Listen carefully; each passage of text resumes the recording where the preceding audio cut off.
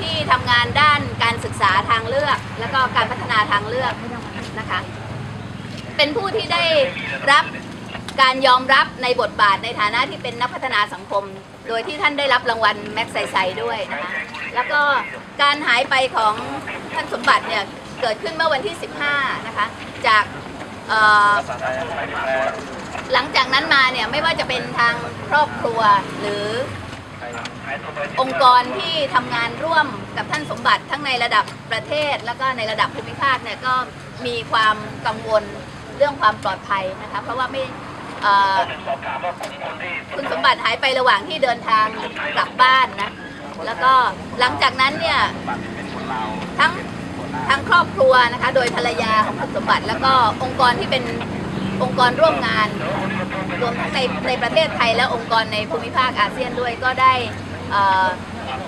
ทำหนังสือนะคะมีการยื่นหนังสือขอร้องต่อรัฐบาลลาวให้ชี้แจงนะคะให้ติดตามแล้วก็ความคืบหน้าแล้วก็ขอให้ชี้แจงความคืบหน้าการหายตัวไปนะคะซึ่งทางรัฐบาลลาวเนี่ยได้มีการ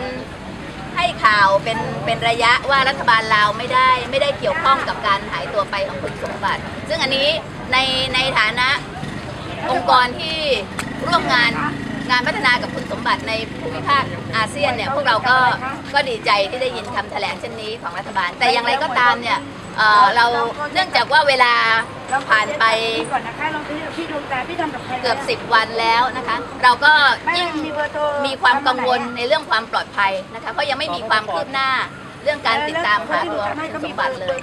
ด้วยเหตุนี้เนี่ยองค์กรภูมิภาคหลายองค์กรเนี่ยนะคะรวมทั้งองค์กรในประเทศไทย61 องค์กรที่มายื่นจดหมายในวันนี้ก็ได้จัดกิจกรรมหลายกิจกรรมแล้วที่ผ่านมานะคะมีทั้งการจัดเสวนาเมื่อเช้านี้เราก็มีจัดกิจกรรมภาวนาเพื่อความปลอดภัยของคุณสมบัตินะคะกิจกรรมภาวนาที่วัดทองนพคุณเมื่อเช้านี้นะคะแล้วก็ณขณะนี้เนี่ยนาทีนี้เนี่ยที่เรามาที่สถานทูตลาวเนี่ยก็เพื่อที่จะยื่นจดหมายผ่านทางท่านทูตนะคะให้ท่านทูตได้กรุณานำความห่วงใยความกังวลของเราในเรื่องความปลอดภัยของคุณสมบัติเนี่ยสมพรเนี่ยนะคะให้ได้นำความห่วงใยความกังวลของเราเนี่ยนำเรียนต่อรัฐบาลลาวนะคะเพื่อขอให้เร่งรัดนะคะที่จะติดตาม